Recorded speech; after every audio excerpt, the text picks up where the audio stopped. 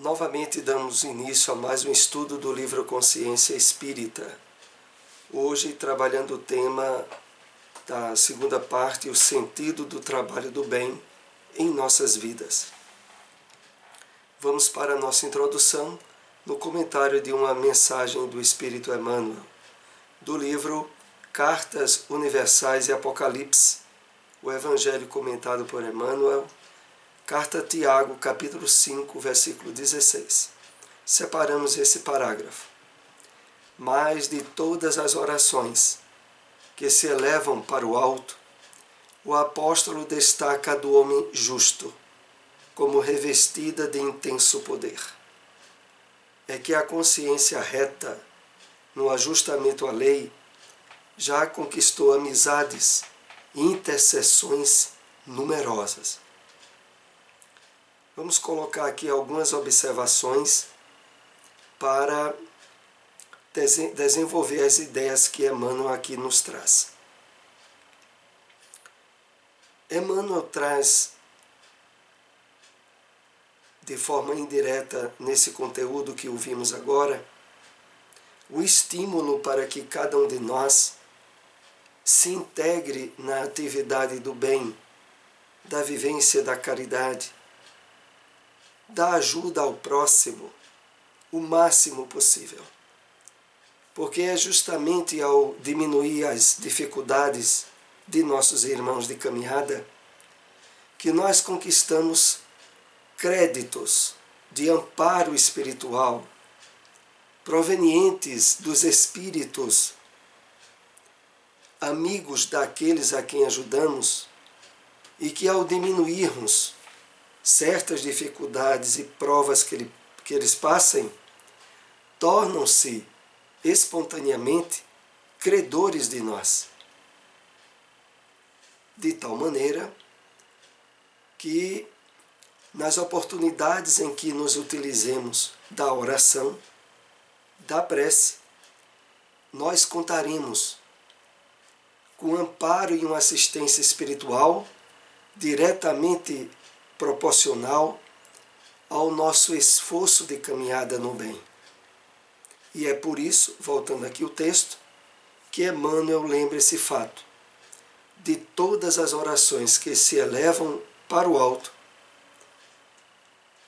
Tiago destaca a do homem justo, como revestida de intenso poder.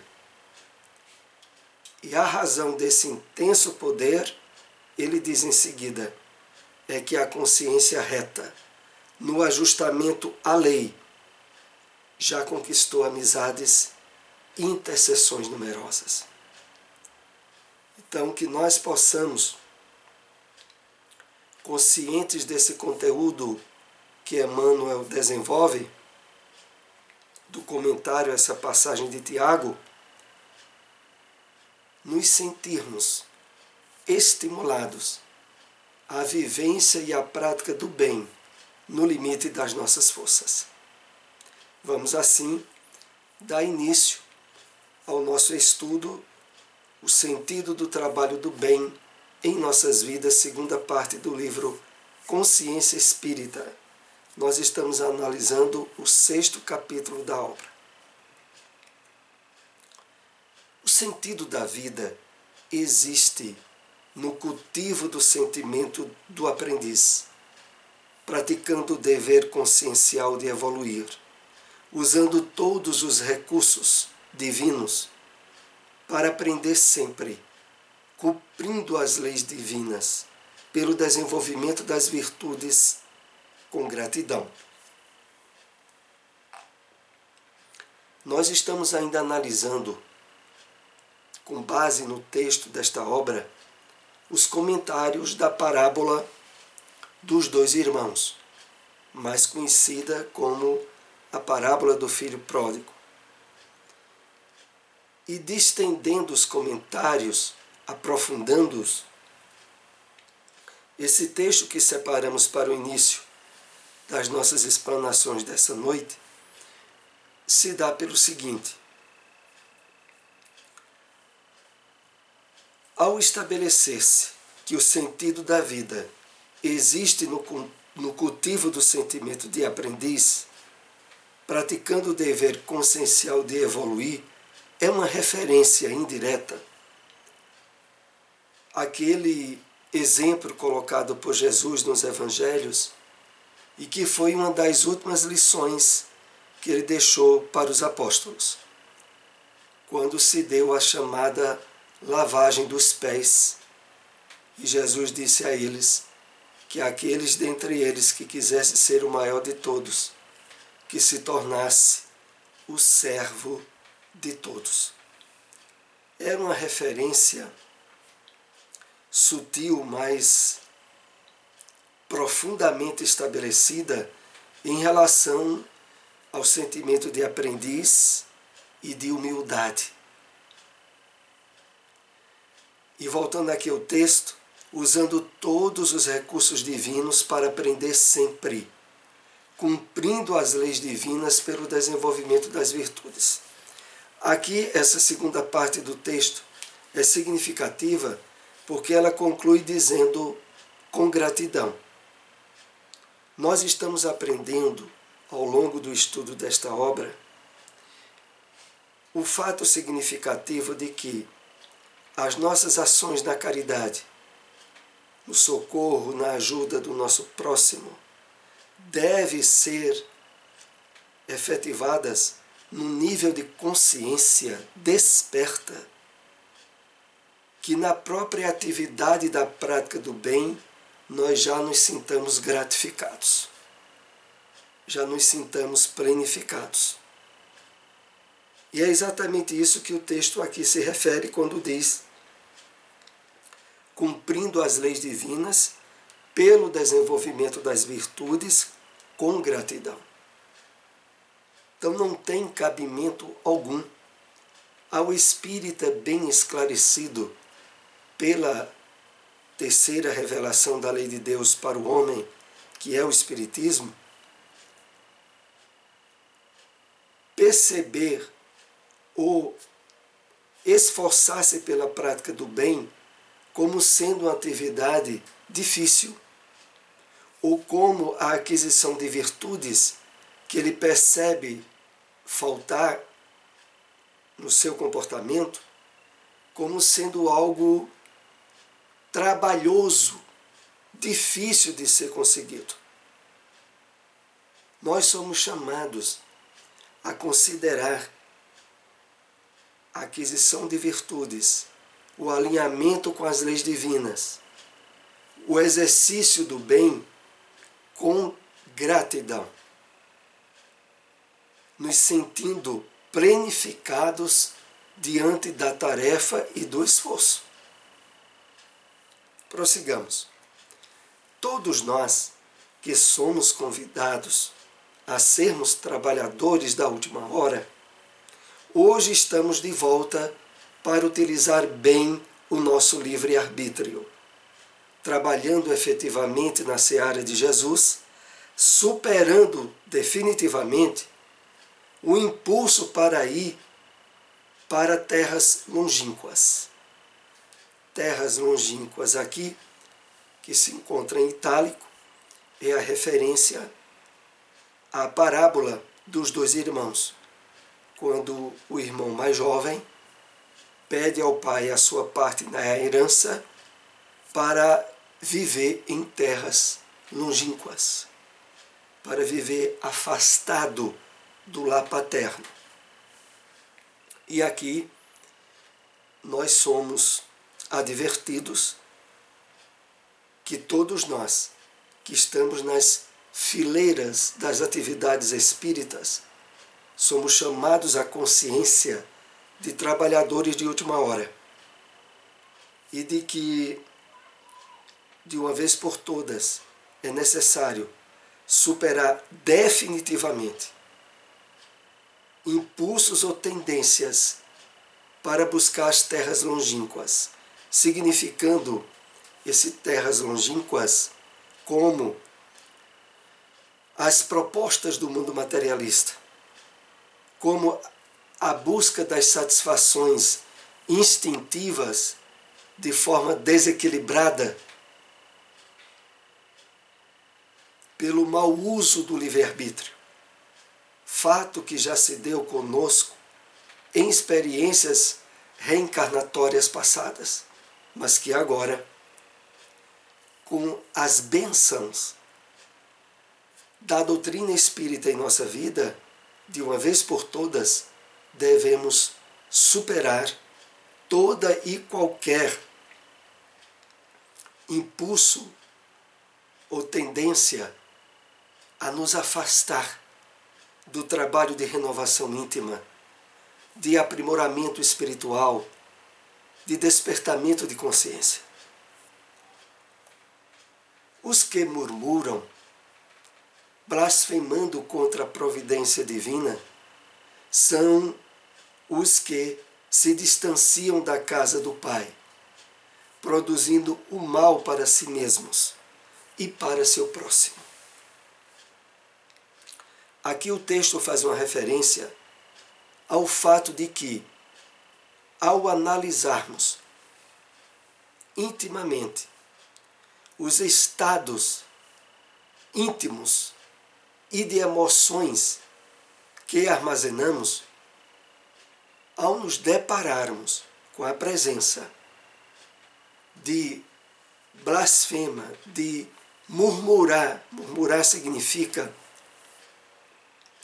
estender intimamente comentários depreciativos e desnecessários às situações provacionais que a vida tenha nos trazido. As pessoas que murmuram contra, julgando injustas certas situações ou provas que passam, elas, com esse tipo de vivência, evidenciam que estão distanciadas da casa do Pai, de que estão trilhando caminhos em terras longínquas, aonde o resultado é a produção do mal para si mesmas e para o próximo.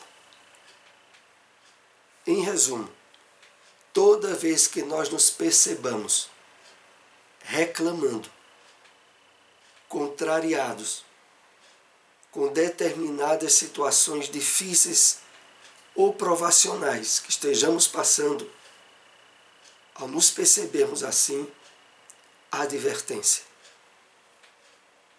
Esse estado de alma é sinal de que estamos afastados da casa do Pai, da consciência de respeito e de equilíbrio com as leis divinas, de que estamos envolvidos pelas nuvens e pelas energias vibratórias do materialismo.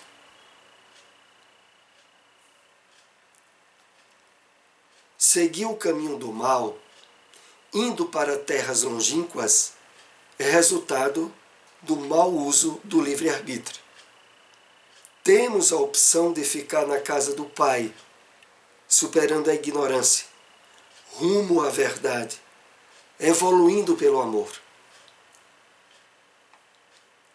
Então aqui o texto salienta, para deixar bem caracterizado em nós o entendimento de que na parábola a busca por terras longínquas do filho mais jovem é a representatividade do mau uso do livre-arbítrio.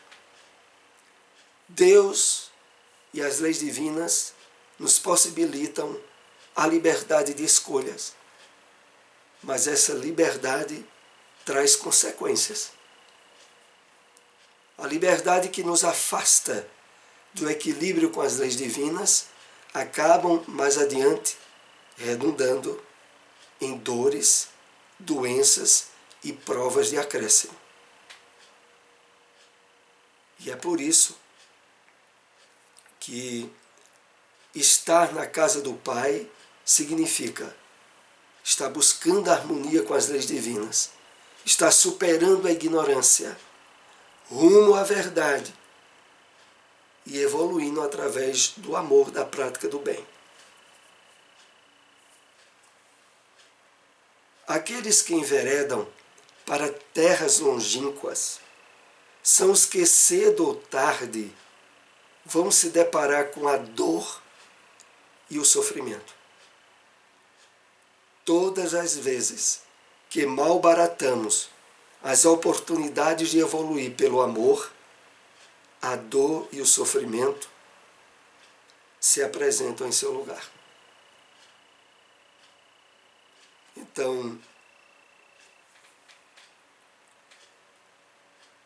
aqui é destacado, inclusive é colocado entre aspas, essas terras longínquas, que, como eu havia dito há pouco, simbolizam as propostas do materialismo, do egoísmo, da busca do interesse pessoal em detrimento do próximo e de nós mesmos.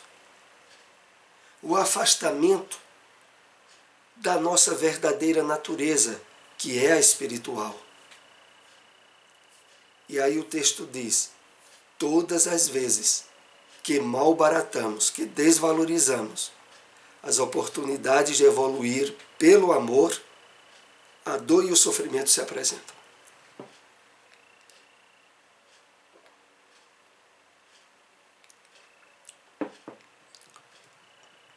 Por exemplo, estamos vivendo esse período de pandemia, de sofrimento coletivo, de provas coletivas. Até que ponto podemos perceber nas oportunidades do nosso dia a dia situações ou circunstâncias que possamos diminuir a dor do nosso próximo, certa dificuldade que ele passe. Buscar através da oração inspiração dos bons espíritos para nos trazer sugestões, indicações da prática do bem e da caridade nos seus mais variados aspectos, material, moral, espiritual. Então, está buscando essa afinidade com o bem, mesmo diante de um período de provações e de dificuldades coletivas como nós estamos, é um esforço que nos é sugerido, inclusive como meios de diminuição de dores e de sofrimentos. Na parábola da porta estreita, Jesus nos convida ao caminho que conduz à vida, caminho que o filho mais novo não quis percorrer inicialmente. O caminho que conduz à perdição simboliza a busca de uma vida centrada na inversão de valores, do materialismo sensualista. Aqui a obra vai fazendo uma referência também à parábola da porta estreita, associando-a à parábola do filho pródigo. Porque na parábola da porta estreita, Jesus nos convida ao caminho que conduz à vida. Buscai a porta estreita, o caminho apertado, porque larga é a porta que conduz à perdição. São muitos que por ela entram. E aqui é dito a nós que justamente o caminho da porta estreita foi o caminho que o filho mais novo não quis percorrer inicialmente. O caminho que conduz à perdição simboliza a busca de uma vida centrada na inversão de valores, do materialismo sensualista, e que abre portas para dores e sofrimentos que esse mau uso do livre-arbítrio nosso irá ocasionar. Se questionarmos as pessoas que estão entrando pela porta larga, elas dirão que estão buscando a felicidade, a qual colocam fora de si mesmas, nas coisas, nos bens, nos relacionamentos, nas questões materiais. O enfoque de ilusão projetado pelo materialismo e que é associado à porta larga, é aonde a grande maioria da humanidade tem se identificado. E a característica dessas escolhas está em colocar a felicidade, a paz, a plenitude nos outros, nas circunstâncias, nas situações, nos fatores externos. O que invariavelmente vai conduzir a decepções. Afinal, nós estamos num mundo de transição e um mundo de provas e expiações ainda. E direcionar para as coisas transitórias, situações transitórias, a identificação nossa como fatores de felicidade é realmente semear ventos aonde nós iremos colher tempestades. Para entrar pela porta estreita, é necessário um movimento de autoconsciência. Necessitamos de uma vontade firme, de um processo de motivação real, para empreendermos todos os esforços necessários. Então, aqui nós somos esclarecidos sobre o que ocorre na escolha que venhamos a fazer pela porta estreita. Para que de fato essa escolha se dê exitosa, é necessário todo um movimento de autoconsciência. Um movimento de despertamento para a realidade do espírito imortal que cada um de nós somos. E nesse despertamento é imprescindível uma vontade firme. A razão dessa vontade firme, que aqui é referido, é devido ao nosso passado, aonde os hábitos, condicionamentos e vícios nos projetaram na porta larga e nas ilusões propostas pelo materialismo. Agora, para fazermos a opção correta, exigirá de nós vontade firme, de um processo de motivação real para empreendermos todos os esforços necessários. Ora, a doutrina espírita nos oferece toda a motivação possível para todos empreendermos esse esforço, ao evidenciar de forma minuciosa a continuidade da vida pós-túmulo,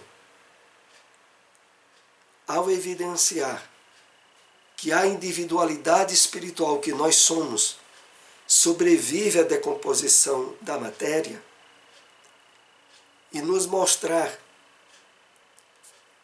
a multiplicidade de atividades, de realizações, de tarefas que existem no mundo espiritual, nós fomos monitorados de veículos e de empreendimentos para estabelecermos passos firmes nesse trabalho de renovação dos objetivos essenciais da nossa vida. Então, o Espiritismo oferece para nós todos os recursos e instrumentos para que efetivemos essa busca pela porta estreita sem tutebeações, sem dúvidas e sem retrocessos. Entrar pela porta estreita para passar pelo apertado caminho significa despertarmos para a essência da vida, evoluindo verticalmente pelo bom uso do livre-arbítrio, amando e cumprindo as leis divinas presentes na própria consciência. aqui está descrito de forma pormenorizada todos os passos que vão sendo dados a partir da nossa escolha pela porta estreita e para passar pelo caminho apertado. Porque a consequência natural vai ser o trabalho da evolução vertical. E qual a diferença da evolução vertical para a evolução horizontal? Na evolução horizontal, que é comum à grande massa da humanidade, é onde se verifica o atropelo de dívidas e de sofrimentos, de pagamentos parciais e de novos empréstimos com novas dívidas, e da evolução, como se poderia dizer na expressão popular, a passos de tartaruga. Essa é a evolução horizontal. Com o Evangelho do Cristo, com as bênçãos do Consolador prometido, nós somos convidados a estabelecermos a evolução vertical, que se dá através da vivência do amor, do equilíbrio com as leis divinas, do bom uso do livre-arbítrio. E desse modo, estabelecermos um marco definidor de uma nova caminhada no nosso processo evolutivo, agora evoluindo verticalmente. Aproveitar a vida, na verdade, é utilizar todos os recursos que temos para viver a essência divina que nós somos, desenvolvendo valores espirituais que nos iluminarão internamente. Agora, chamados a trabalhar um novo nível de consciência, nós temos por absolutamente certo que aproveitar a vida é utilizar todos os recursos que temos para viver a essência divina que nós somos. O espírito imortal, desenvolvendo valores espirituais que nos iluminarão internamente. O que aqui é nos dito é a percepção consciente desse novo nível de objetivos e de metas que o conhecimento espiritual da vida nos propõe, aonde o entendimento e os objetivos que temos agora como reais buscas da felicidade e da plenitude não se ajustam mais às propostas do materialismo e só encontram apoio e desenvolvimento no trabalho de espiritualidade profunda, de vivência em harmonia com as leis divinas. Lembremos que o filho estava em uma terra longínqua, distante da casa do Pai. Quando nos afastamos de nossa essência e de Deus, cedo ou tarde experimentaremos uma grande carência. Sem dúvida nenhuma, foi esse estado, e tem sido esse estado, que levam muitos ao conhecimento, à aproximação com a revelação espírita, com a percepção da vida do ponto de vista espiritual. Após trilhar nas atitudes do filho mais moço caminhos em terras longínquas e termos colhido bastante sofrimento, bastante dores, acordamos de uma vez por todas, percebendo a carência, a necessidade do fator espiritual em nossa vida. O mais interessante de tudo isso é que quando, de fato, nos abrimos ao amparo, à ajuda dos benfeitores espirituais, nós não encontramos mais, de maneira nenhuma, ajuste a ter harmonia com as propostas materialistas do mundo.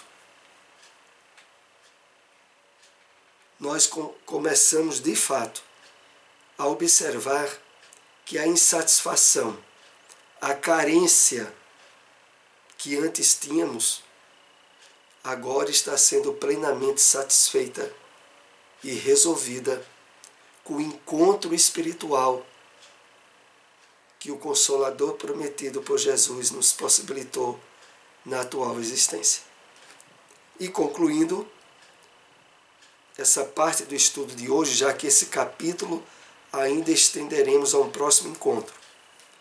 Ao nos distanciarmos do essencial para vivenciarmos o ego, entraremos em uma grande fome, em uma carência de luz e amor que nós mesmos nos proporcionamos. Então, a busca por terras longínquas, atendendo às exigências do ego, do egoísmo e do materialismo, levou-nos a uma grande fome e a uma carência de luz.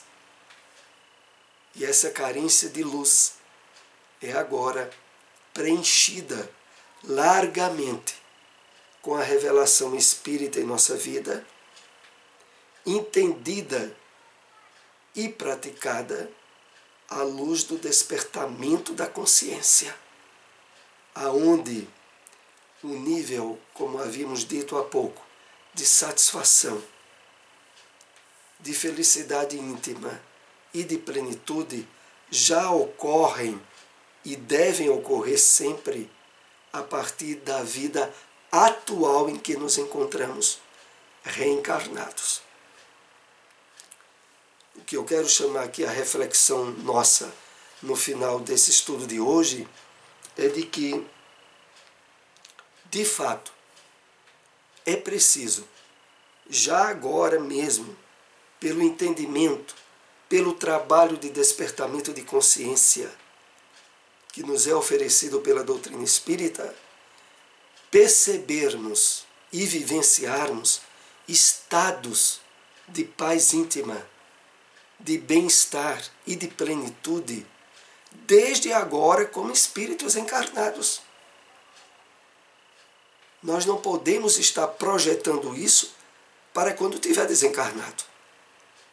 A perspectiva que a doutrina espírita procura trabalhar muito em nós, nesse esforço de conscientização, é de nos sentirmos espíritos eternos desde agora, desde a atual experiência no corpo, onde somos chamados a sermos parceiros dos espíritos desencarnados no estabelecimento do bem e do reino de Deus na Terra. O mais breve e rápido possível. Então, que possamos, de fato, entendendo por este ângulo, termos exercícios de autorreflexão e analisarmos até que ponto a doutrina espírita tem nos possibilitado nos sentirmos felizes, planificados desde agora. Lembramos a todos que esse estudo depois estará disponibilizado no nosso canal no YouTube. Se possível, compartilhem essa informação. Agradecemos a todos. Uma boa noite.